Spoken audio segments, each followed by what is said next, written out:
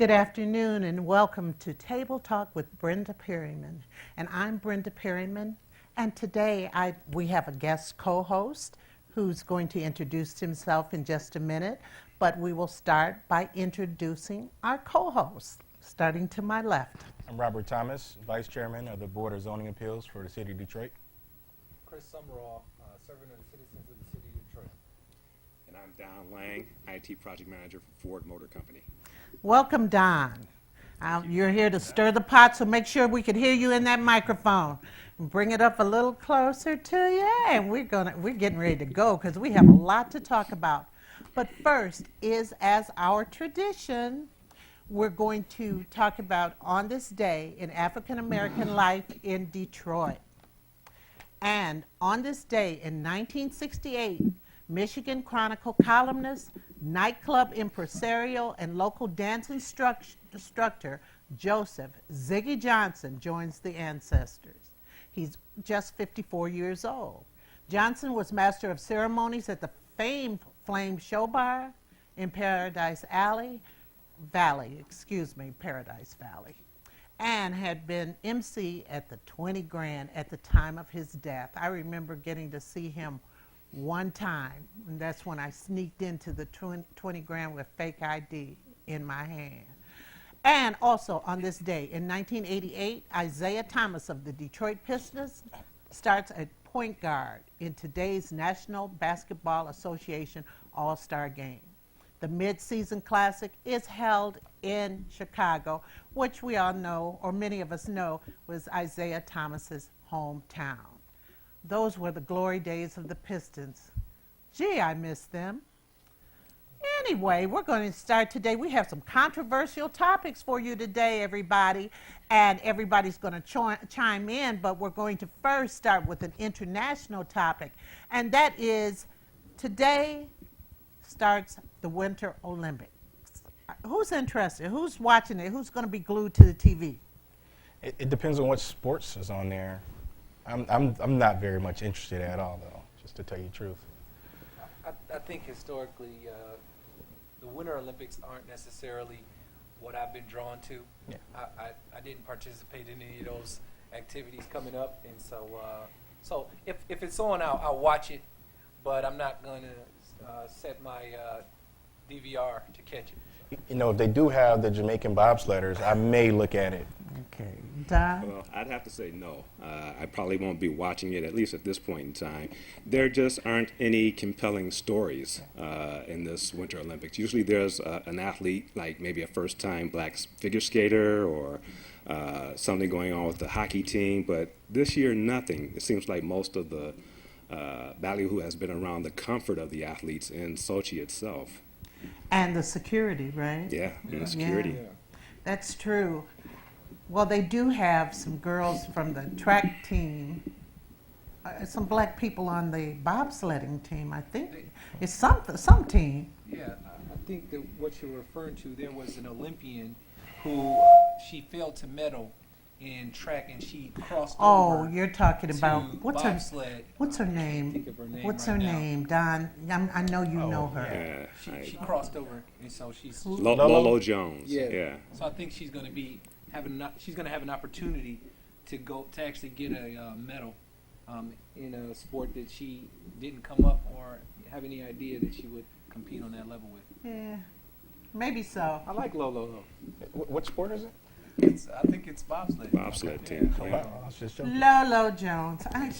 She's fine. Well, she doesn't give up. She reminds me of a candidate who's in the race for 14th district who has run for a lot of different things. But I'm not going to get into that. Let's go on to the national stories. Rob?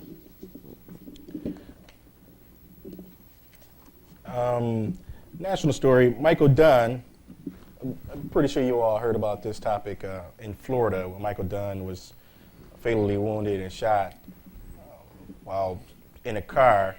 It's a middle-aged to late-aged white male asked him to cut down the actual radio in his car and was shot. Yeah, I think He shot the 17-year-old. Yeah. He shot Jordan Davis.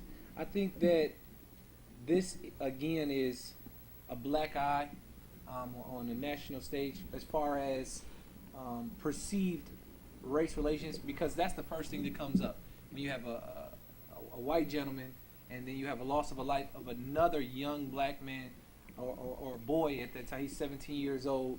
We're eagerly anticipating this trial. The big picture again is that there's another loss of life, and we can't help but yearn for justice. But I think that there's more of a compound effect, and this verdict will be looking for justice in more than just this instance. There even may be a little bit of peace of mind that we get if things go the way that we anticipate them going, a guilty verdict based on the information we have now, because we're still uncomfortable with what happened to Trayvon Martin just a few short months ago in that same state. Well, the world has to wonder, is it open season on young black men in Florida, in this country, but in particular Florida, behind what happened to Trayvon Martin and now with this young man. My understanding is the same prosecutor is going to be prosecuting Same this prosecutor. case. Unbelievable. Yes, it is. So you have to wonder what's going through that person's mind, what's going through the mind of the people in Florida, and you almost get a sense that the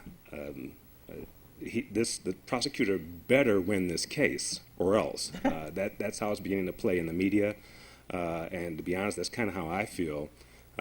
They're comparing the two cases. They'll debate the similarities over the course of the next few months during the trial, but this looks like a slam dunk, as we spoke of earlier, but I hesitate to use that term because we thought that the Trayvon Martin's case was going to be a slam dunk. And quite frankly, it's similar to the Trayvon Martin case, but this case it has more compelling evidence. Well, it has witnesses. Yeah, a whole lot more witnesses. And So, video. yeah. And video. That's There right. was a video? There was some video because the officer mentioned that he saw on the tape that they did not leave in the video. I believe reading that the tape showed that the young men did not leave the parking lot, which contradicted the story of Michael Dunn. And so I'm not sure what all the video captured, but there's some type of surveillance video or security video that will accompany whatever testimony. Well, the video, coupled with the investigation, has shown that there's parts of the story that just doesn't jive. I mean, for instance, he said that the kids left and came back. The video showed that the kids didn't leave the parking lot. He said that the kids stuck a shotgun out the window. The police said they found no weapon. Then he says, well, maybe when they drove off, they ditched the weapon. The police said they never left. So there are holes in his story right off the bat, and it's going to be interesting how the prosecution plays with that. This story, it rings home with me. When I was maybe about 23, I was mentoring my younger cousin and some other younger folks. They were about 15. And they got into an incident where they started playing certain video games. I think they were influenced by them. Well, they did something silly, and they stole a car, and they fired a shot in the air. Well, at the time, all of them, the oldest one was 15, and they received the top was 10 years and there was no loss of life. There was so I'm interested to see how. Where did that take place? That was here in Detroit. Oh. That was here in Detroit. And so I'm interested to see if justice is truly blind, because the details of this account are much more horrendous. Anytime you have a loss of life, let alone a child, the stakes only get higher. So I'm interested to see not will there just be a guilty verdict, but how severe, what will be the actual, final sentence that Michael Dunn will receive, because we're not just looking for a guilty verdict, we're looking for justice. And to get a guilty verdict on some type of charge, but not the sentence to match, we would still feel slighted. I think everybody could agree to that. Yeah. You got to wonder if the Justice Department is going to be watching this case, because it looks like there could be a possibility of civil right infringement.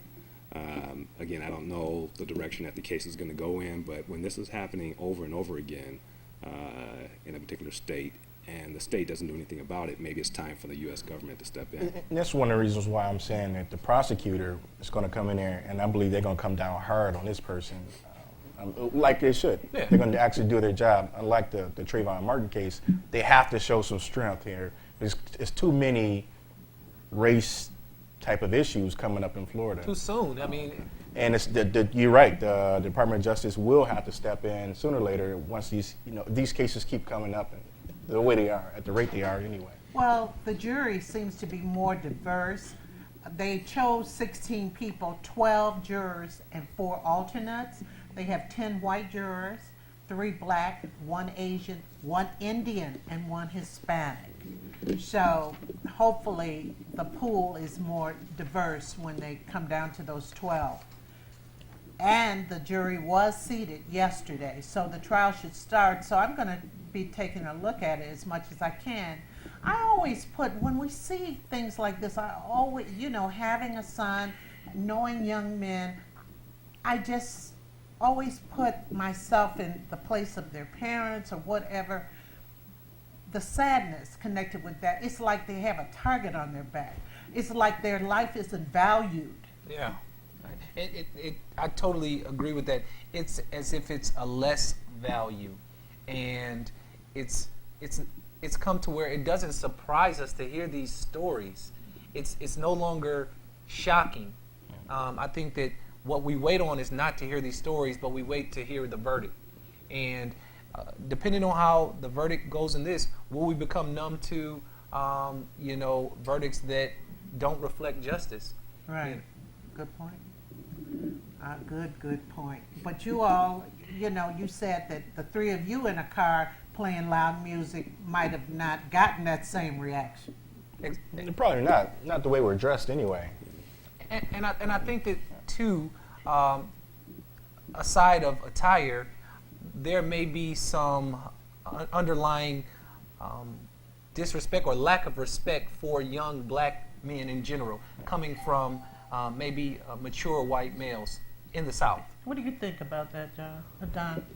Well, not just young black males period in the South. I agree. That's what I was going to say. And that it's overt down south and a little more subvert up here in the north. But I think there's a disrespect towards black men in our society still today. Period. I know we'll get into race relations a little later on, but this isn't new. This is a story that has been going on since America has been a country. You can flip through the history books, through the newspapers in most of the countries, especially down south, and you'll find this story happening over and over again and again. And there are going to be several themes coming from this. One, is justice truly blind? How can a black woman fire a warning shot and she's not allowed to use the stand your ground? Then you have 2 white males that are killing people, and they're able to try and use that as a defense. That's one theme. Another one is, how are we outraged by whites killing blacks down south when we're killing ourselves in the inner cities in the north and south? That's another thing. Yeah. So where are the civil rights leaders when it comes to that? Exactly. I mean,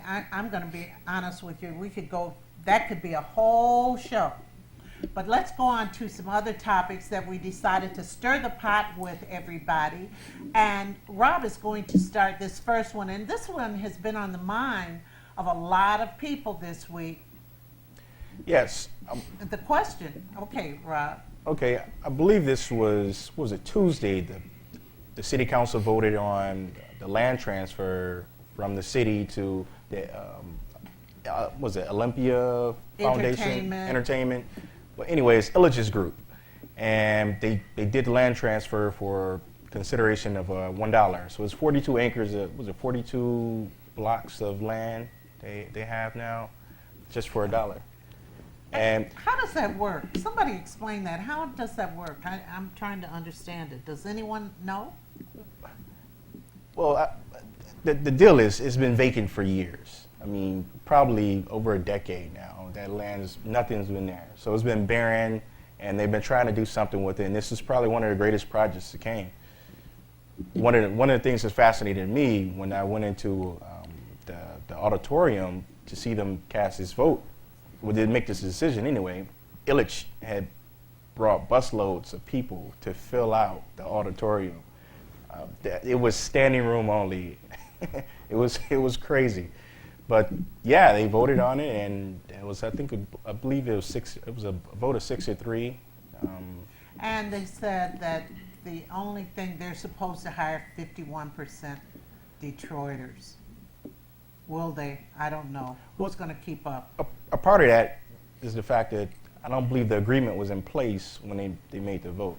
So that was part of the reason that Councilman Tate had some heartburn over it. It's like, this agreement there's no guarantee you guys are actually going to go through with this agreement. So what do you think of that, Rob?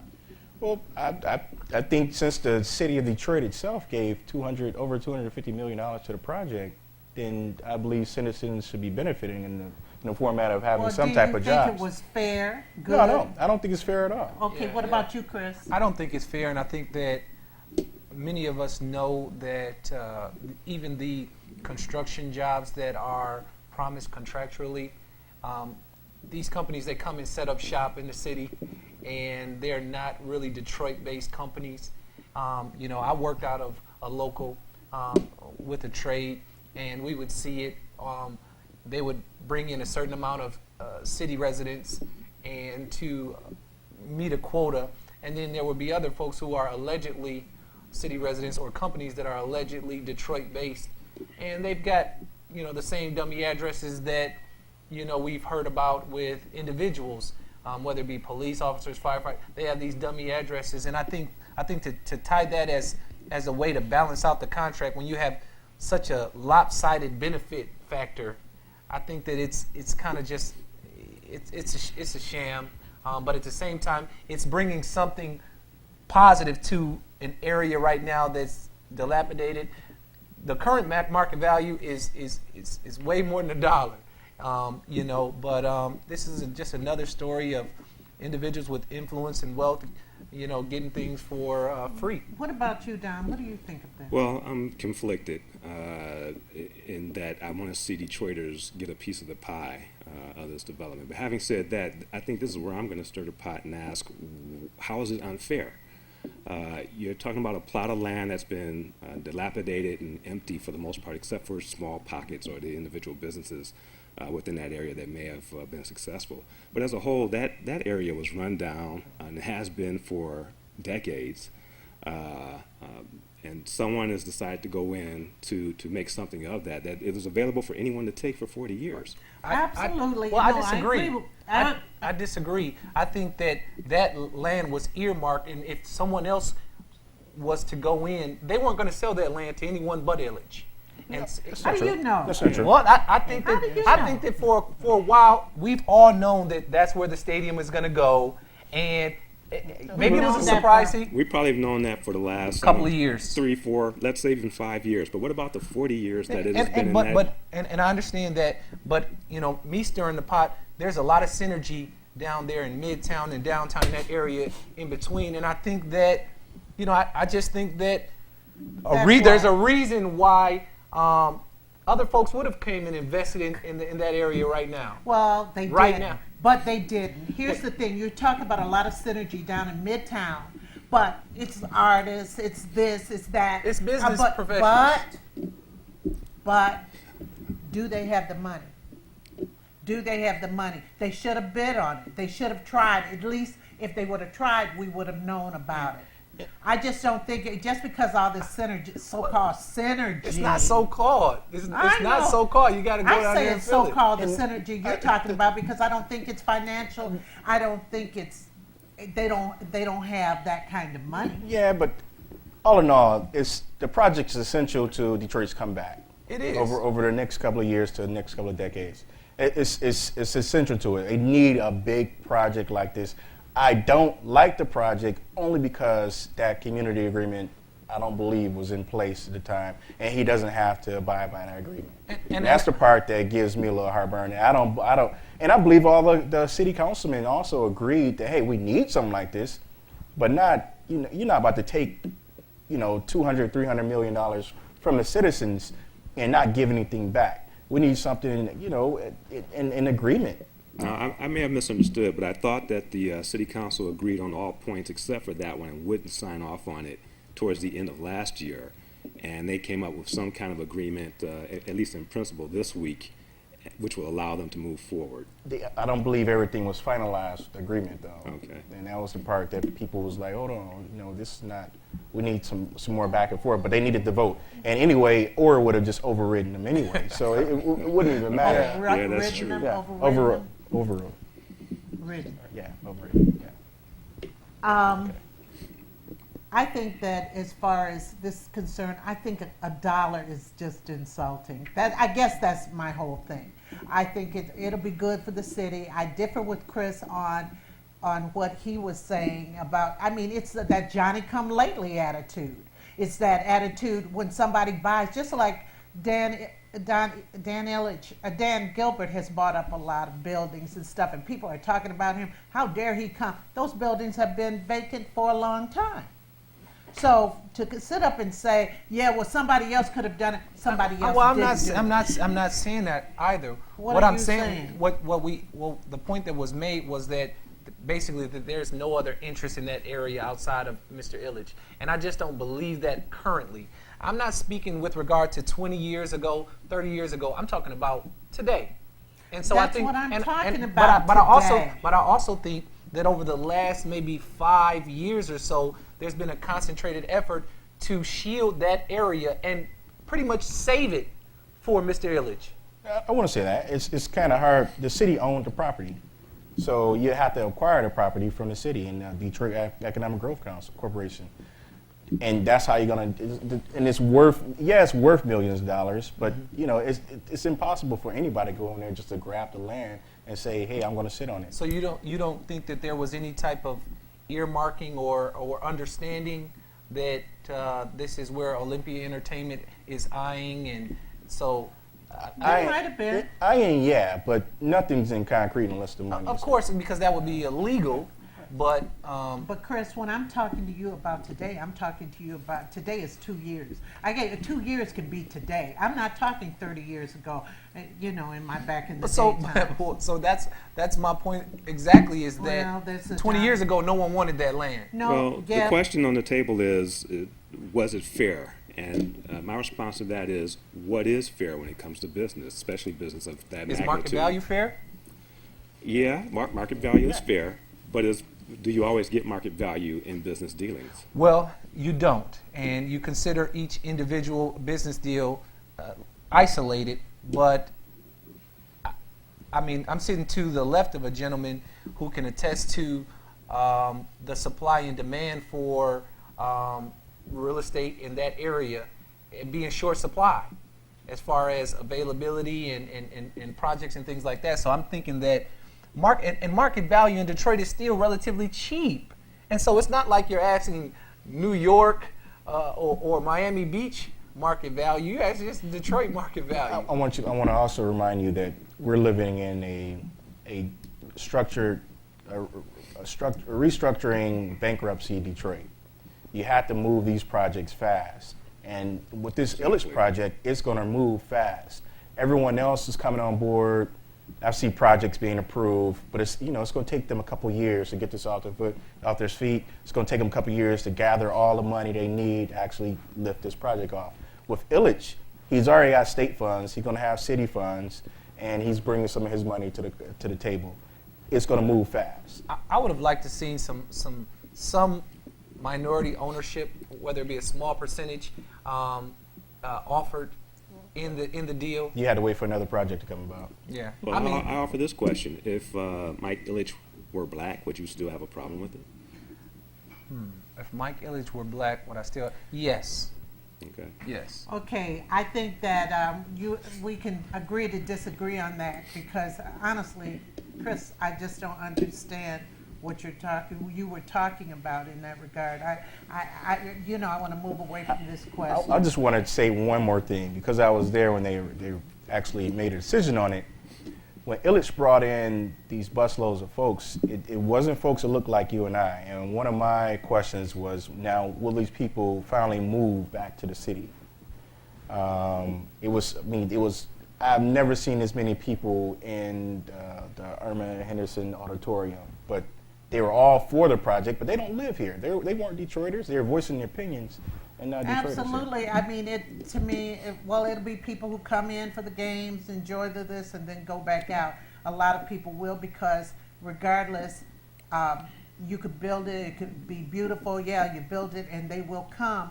But if the school system is whack, they are not going to raise families here. If there's a lack of safety in neighborhoods, they're not going to bring their family here. There's so many other variables. Yes, I think that's a topic for later on. We'll But talk a little yeah. bit. Okay, golly. Yes. All right, Don.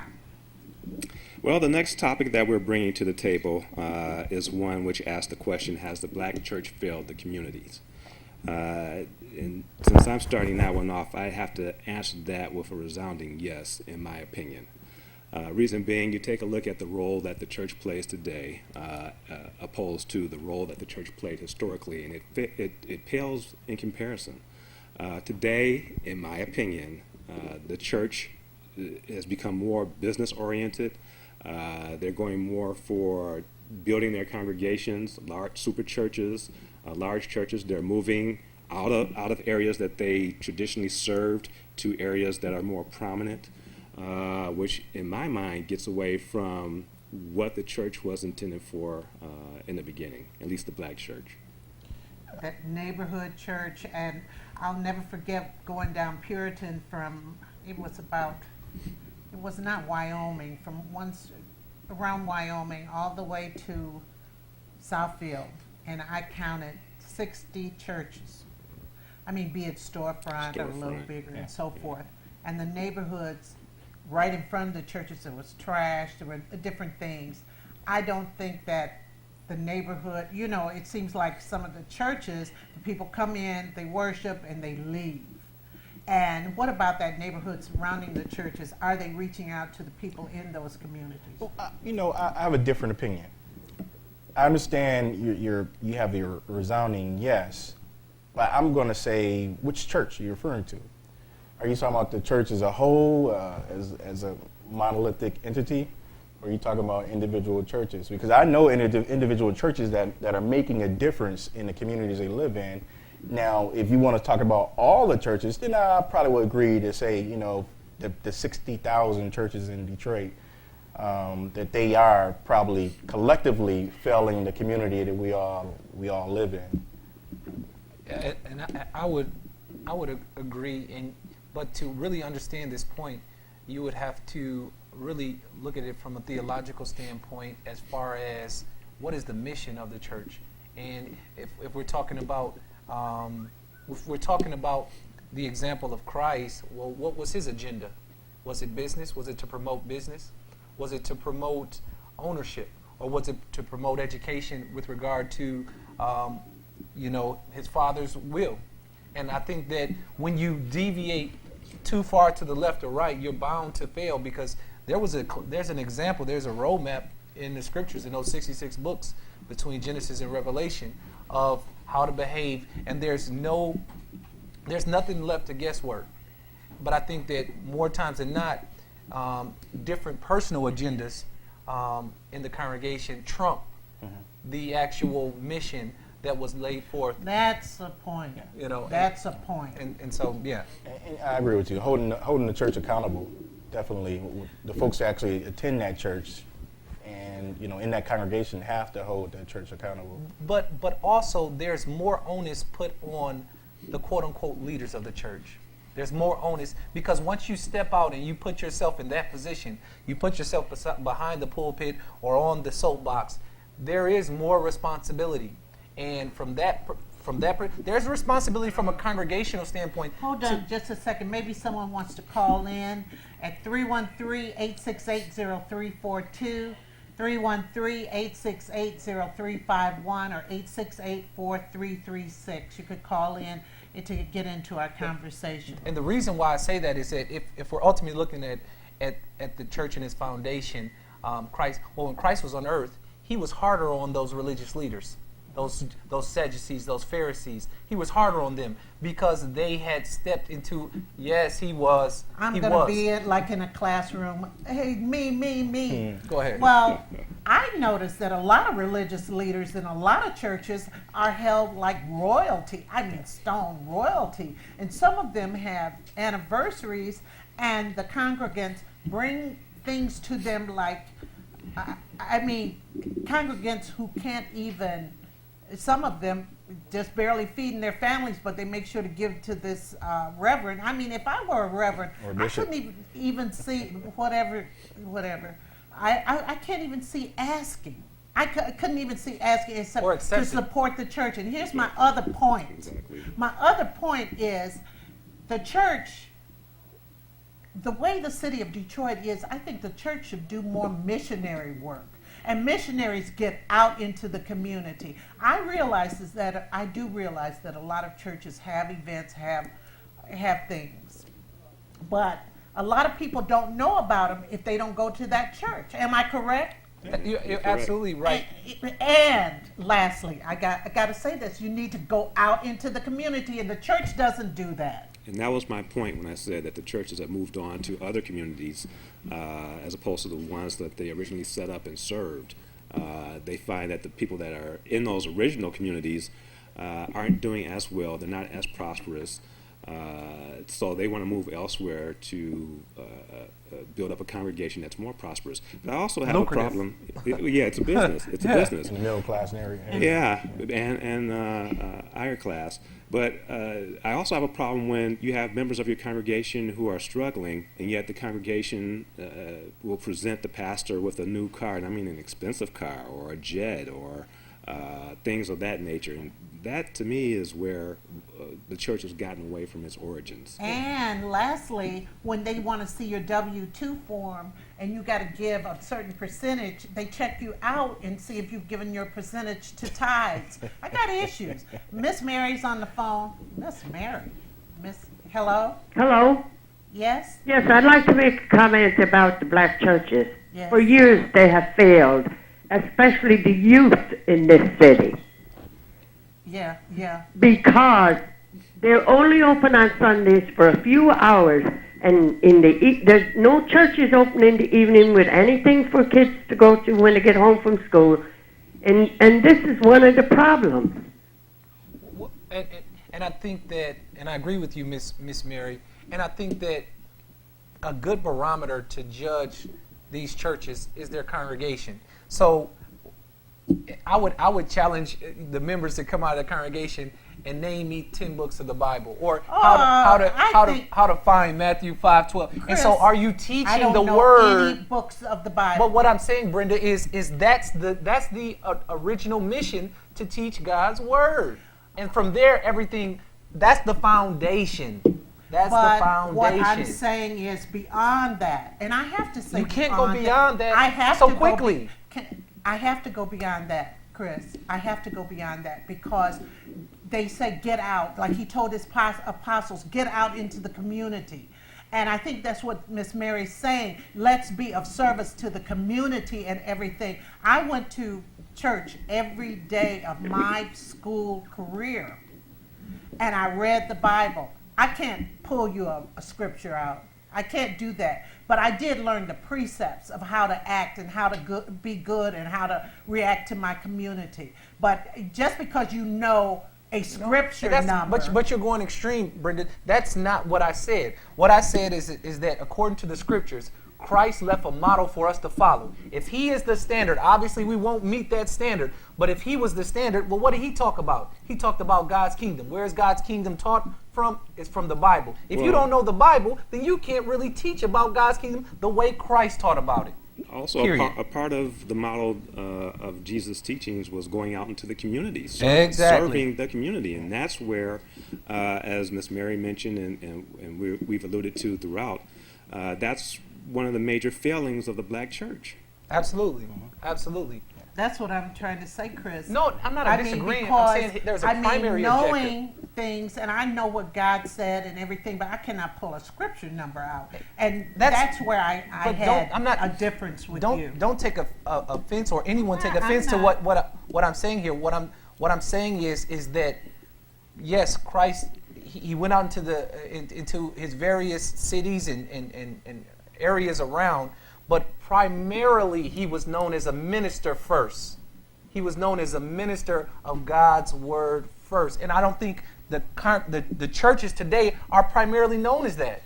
I don't think that they're known as that. And because the barometer, just like a teacher, her barometer is her students and what they take from that class, I think that if you take the congregations as a whole, they're not taught well. That's not what I'm getting from the churches now. I think they are teaching. I believe they are teaching the Bible, but you have a lot of self-serving churches and pastors out there, and bishops and whatever else you want to call them, that are asking for more of your credit card number versus going out and serving the community. I think that's on top of versus going out and giving out scholarships for kids, aspiring kids going to college, versus going out and actually owning the property around the surrounding community so you can also service senior citizens and the low-income folks. Is Miss Mary still on the line?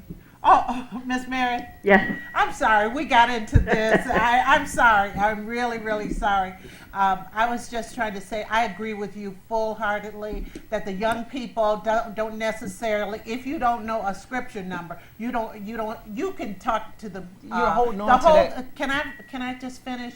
I think the whole thing with the church is to teach us how to live and for us to help others know how to live and to live righteously and to respect, honor their mother and father and respect their communities and treat the children well and help the children. And I think people have fallen off. And if you don't belong to the church, you're not going to know about these programs because the church doesn't get out there and tell the world about it. Quite frankly, it's just gotten away from its tradition, period. Let's style of dress, gone out the door. Miss Mary talk. Let's let Miss Mary, did you have anything else to say? Well, I just feel the church has failed young people more than anything else. Okay. And I agree with you. And finally, I'd like to say, I like to say that there's too much of I think. There's a scripture in the Bible at John 17:3 that says, "This means everlasting life. They're taking in knowledge of you, the only true God, and who you sent forth, Christ Jesus." So, with that in mind, it doesn't matter what I think. It does. No, it doesn't, because it says But clear. what you If you're a think- Christian, But what you think is going to take you to the next spot. I think that this is It's too much I think in the Wait church. a minute. It's too much. It's valid thinking. I learned this lesson, this scripture, and I think I should do this. I think I should follow God's teachings. At least logical deduction from the teachings. Don, any last words on that one? Well, not being a religious man, I stepped away from religion some years ago, and I like to use the term spirituality, which is a little bit different for me. And I had to step away from the church because of some things that I've disagreed. People have debated me for years about that, but I just felt that it wasn't going in the direction that I wanted to go. But I still wanted to have that relationship with God. Okay. We have Yusuf on the line. Good Hello. afternoon. Hi. Yeah, I'm saying that before crack, our kids respected their parents and their grandparents, but now these are the crack children having crack grandbabies, and there's a huge gap of no respect because no one raised them at home. They open the refrigerator door and there's nothing in there but a light bulb. How can you love mommy and daddy? They sit on the couch and smoke and you have nothing to eat when you come in the house. Very good. So the kids have nowhere to go. And then we have the media labeling us as welfare queens and gangster guys. A label they choose to put on us, and they play it around the world. They have like we didn't work for a slice of the pie here in America. And they say that word, entitlement. How dare they say that word, entitlement? We've been here 246 years with no pay. And they sit and they want to bring in immigrants now and give them the money. All the blood in the United States is spent, our blood, and they dare to call me an immigrant. I'm not an immigrant. We ain't come here by Statue of Liberty. And that's why kids have no disrespect and no respect. Thank you. Thank you for calling in. Thank you so much. Okay, that was a lively discussion here, and I know Chris is saying what's wrong with me, but we could just debate that for 4 hours, Chris. We could debate it, but we only have an hour television show, and time is near because we really want to get to this next topic, and we want to know what you think, Chris. So the next topic is, should college athletes of money-generating sports receive pay? And this strikes home personal to me, being an athlete coming up and receiving a scholarship to go to college to play a sport.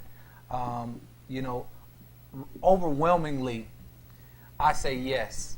And firsthand, seeing the amount of money that is generated, not even from if I just took high school, how filled our gyms were and how packed and everything was, but when you take it to another level, some of these big $1 billion, the NCAA is $1 billion institute, and I just think that they've had the benefit of free labor under the guise of education for a little bit long, and people now have recognized their worth, their value, contributing to the economic health of the university, and I think that it's time to compensate in some other way outside of just scholarships.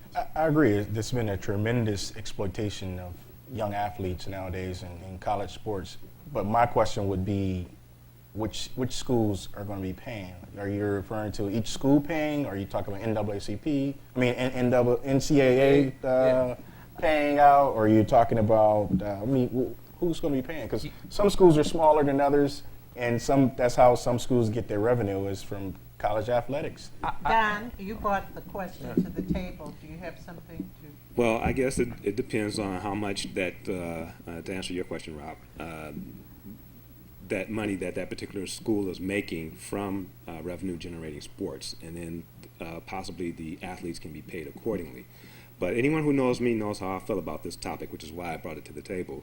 If you've seen me post on Facebook, if we've had discussions, you know that I feel that these athletes need to be paid. As to who's going to do the paying, the logistics of that has to be worked out. I know that the schools get millions of dollars. NCAA is $1 billion organization. College sports is a $1 billion industry.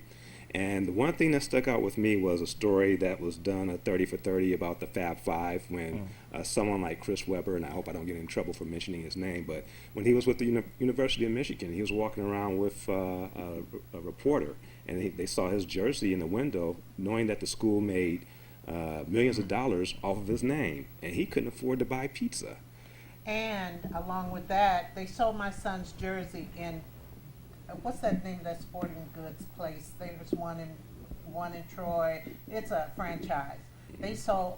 My son went to University of Dayton. They sold his number. They would not put his name on it, but people were buying that number 3. But the thing is, they built, after my son left, they built an attachment to the arena, and they always say that's the house that Perryman built, because the arena held about 11,000, and it was standing room only for every single game. And he got nothing. You know, they did get an education, and an education, of course, is priceless. And it would be okay if they insisted these athletes get their degrees, but a lot of times those athletes, you know, they don't get their degrees. Well, Brenda, that part is a farce, in my opinion. Well, I'm going to tell you how it's not a farce. And I think they should be paid, don't get me wrong, but I'm going to tell you how that is not a farce, Donna. There are so many athletes who don't finish their degrees. They go, they play overseas or wherever, mainly overseas, and you can make some good money overseas. But the life of an athlete is short as far as their playing days sometimes.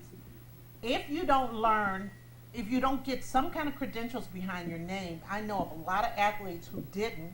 They came home, they may have really gotten just 2 years worth of college credit, but they played 4 years, and the university still allowed them to play. And they come home, they don't have a degree, they don't have a major, and their money's running out. And I'm going to intercede there, and I agree with what you're saying, but here's my point about this being a farce.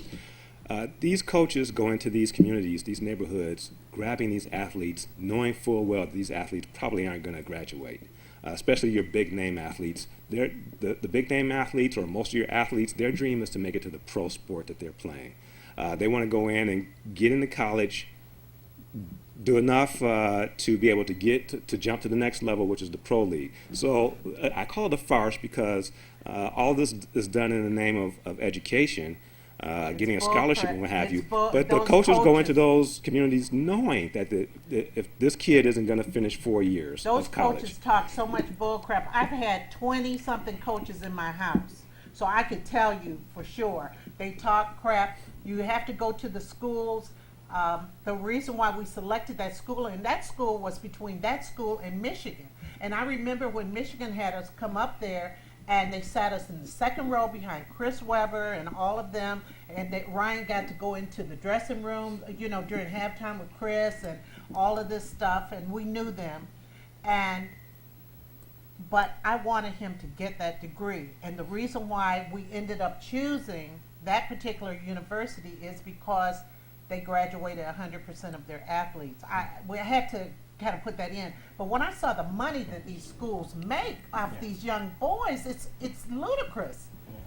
It is ludicrous. And I agree with Chris. I agree with all of you. And there, in my opinion, there was a backdoor deal that was brokered between the NBA and the NCAA a couple of years ago, because what you saw was the NBA had kind of undermined the NCAA and was grabbing these kids straight out of high school, and the NCAA was missing out on players like LeBron James and Kevin Durant and those type Kobe Bryants, and they were like, wait a minute, you taking off of my plate, buddy. It wasn't about how to get these kids an education, and they put it under the guise of, well, we want to prepare them for the NBA. Well, there's other ways to prepare them for that. Well, here's the thing, and this is where people jumped into the game with the clearinghouse. Remember, they would just have these kids in high school. I think some high school coaches don't do players right either. Yeah. Because I have been asked to change grades and all this stuff for coaches, for students.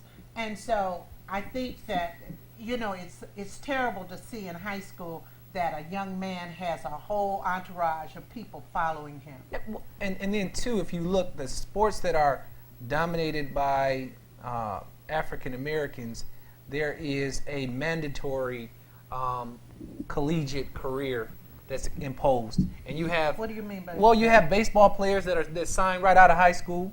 You have tennis players that go pro. But I mean, the two large sports, which are basketball and football in this country, you have to go to college, or else the professionals won't, essentially allow you How in long the do league. you have to go to college for? You have to go 1 year. You have to That's go nothing. Listen, 1 year, these universities make billions of dollars.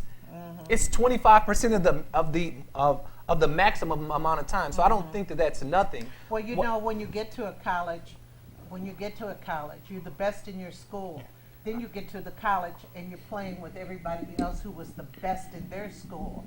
And you have to see, it's a good place sometimes to see where you measure up. I've played and I understand. What I'm saying is, if these universities are so worried about education, why aren't they doing, or the professional organizations are so worried about the education, why isn't it across the board? Why is it the focal point on those big money-making sports like basketball and football, where you got to come to school, we've got to make a dime off of you? I can tell you by football, you're not about to go from high school I understand to it. the NFL. No way. You got to continue to develop Physically. your body physically over the next 4 years to even get on that level. So I don't believe there's a high school player in the nation to be able to handle himself on the football I'll field. say this. If we look at basketball, which was my sport, the best players in the game over the last 10 years came straight from high school. And I think that it wasn't a matter of whether they At could least two of them. perform. No, the best players. If you look at Kobe Bryant, LeBron James, Kevin Garnett, the list goes on and on of the players, Tracy McGrady's, those players. Right. And so the thing is that this wasn't a matter of physical maturity. I think that this was a business understanding that the NCAA recognized that they were losing a lot of revenue, and they talked to their big brother, the NBA, and said, hey, you gouging us too much. At least give us a year. Well, let's call it what it is. Money making, generating sports in college and sports in itself. It's today's plantation. Folks get offended when I say that, That's but it is true, what though. it is. It's true. But our community also deserves a little of the blame in this, and that we need to make our young men and young women understand that you should go to college.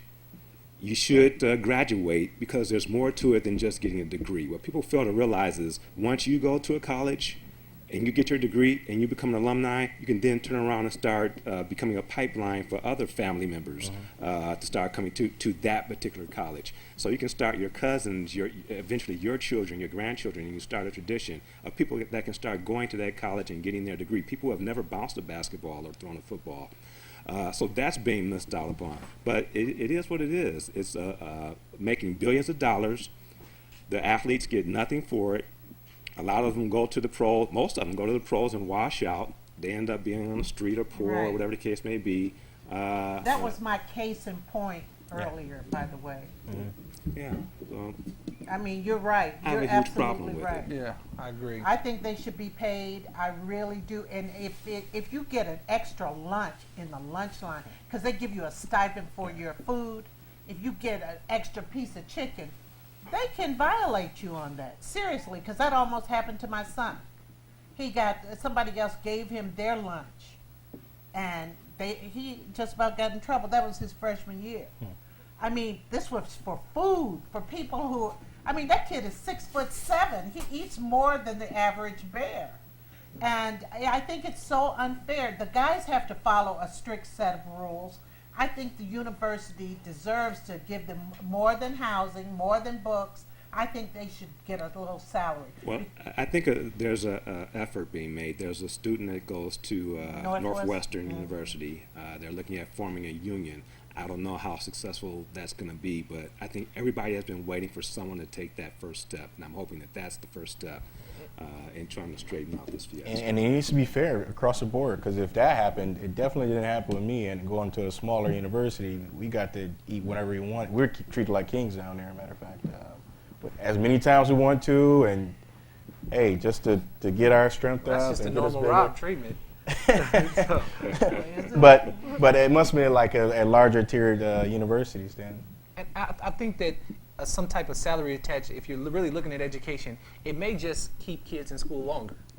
You know, because a lot of these kids are acting out of necessity, or at least perceived necessity.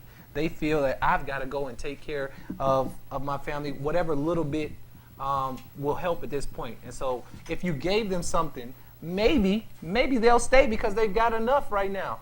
Well, I think it goes back to what Don was saying. It has to start at home. Yeah.